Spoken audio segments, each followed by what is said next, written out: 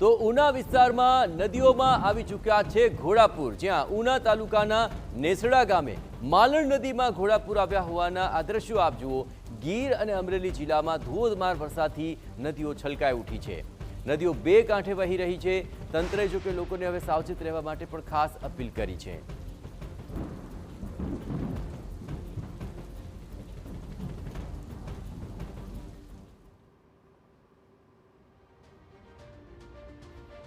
તો નદીઓનું આ રૌદ્ર સ્વરૂપ આપ જુઓ। ભારે વરસાદને કારણે ગીર અને અમરેલીમાં જે નદીઓ છે તેમાં નવા નીરની આવક નોંધાય અને ઘોડાપૂર જેવી પરિસ્થિતિ આ નદીઓની અંદર જોવા મળી રહી છે। આ ઉના વિસ્તારનું ઘોડાપૂર આપ જોઈ રહ્યા છો કે જ્યાં ધોધમાર વરસાદથી નદીઓ છલકાઈ ઉઠી છે।